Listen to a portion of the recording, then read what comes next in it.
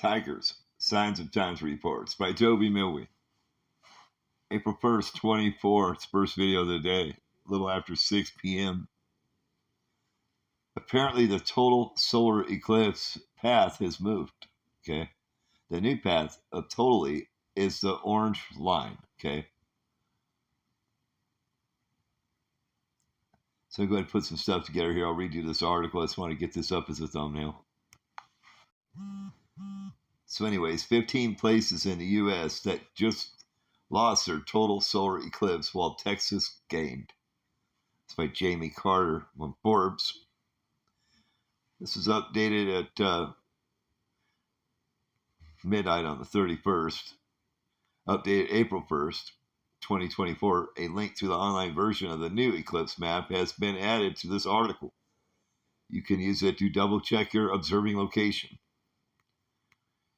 If you've read my recent article, Why Your Total Solar Eclipse Map is Suddenly Wrong, you'll no doubt be wondering exactly which locations in the path of totally have now lost their total solar eclipse. It's a long list. The path of totally will be about 9,200 miles long and 115 miles wide on average, so it will cross through hundreds of towns and some major cities.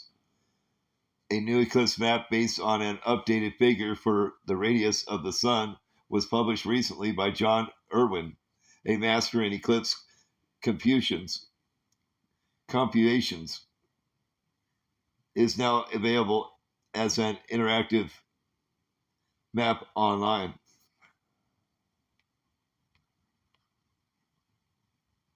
None of this should alarm anyone who is planning to head deeper into the path of totally. But if your home or school is in the grazing zone, then you move to April 8th. Then move on to April 8th. You will not regret experiencing even a few seconds of totally. Here are 15 locations in the U.S., Canada, where the path of totally will likely be narrower than previously thought by around 2,000 feet, 600 meters, which means some people who were previously experiencing a quick look at the sun's corona will now miss totally altogether. All of these maps, the red line is the classic limit of the path of totally, and the orange line is the new limit that uses the latest figure for the sun's radius. If there's a red arrow, it means a loss. A green arrow is a gain.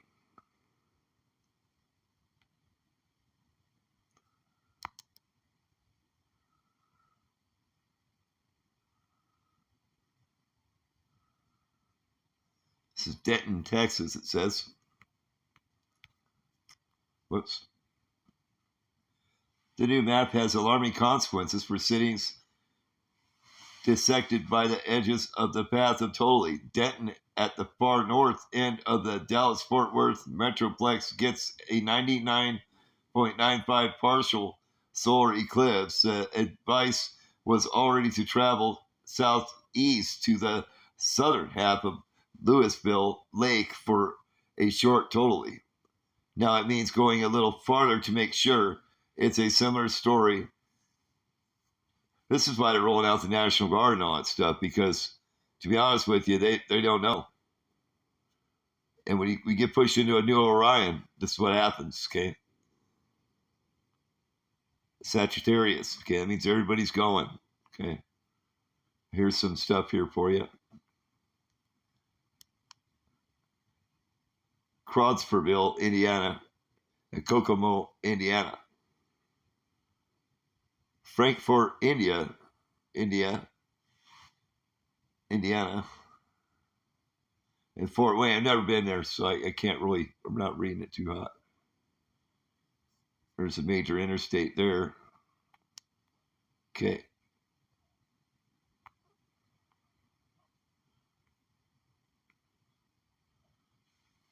Those on the southeast side of Kokomo, Indiana, will glimpse totally for a few seconds, but fewer people will see it than previously thought. It's the same with the far southeast corner of Frankfort, while Crawfordsville is just inside the path, but just has a super short totally. The latter's northern suburbs are now outside the path. Fort Wayne, Indiana is now farther from the path than it was. The Canada northern limit, huh? Montreal, Canada's site Jardin Park and its park, which contains the Olympic Village and the Olympic Stadium, are within the path of Totally in standard eclipse mass on Irwin's. It's just outside. In Newfoundland, one of the last places thought to see Totally in North America, Lumsden Beach will not.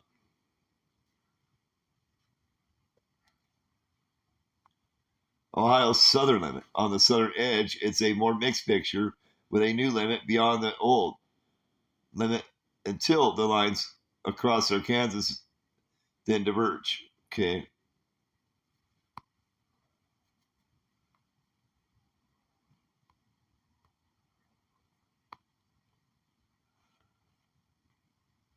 So they're off a little bit, huh?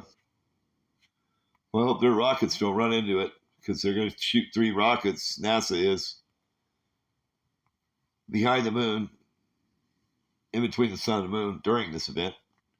On the southern edge, it's a more mixed picture with a new limit beyond the old limit until the lines coverage in Arkansas diverge.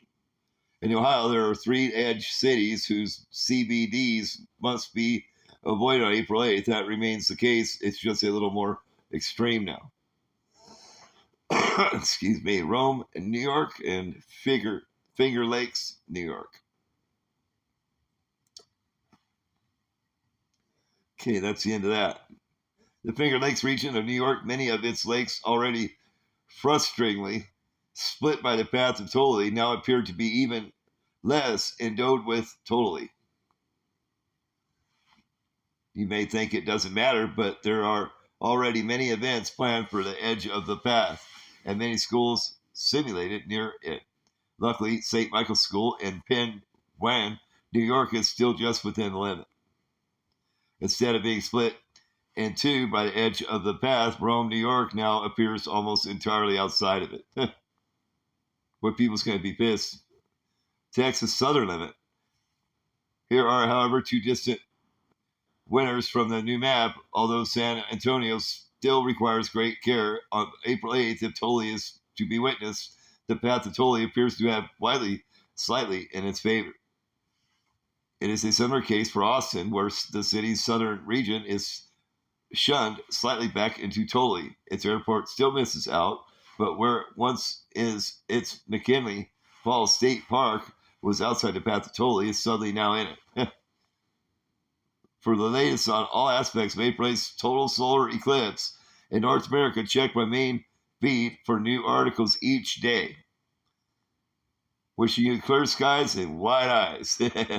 That's pretty cool. As usual, we love you. We care about you, and we're out.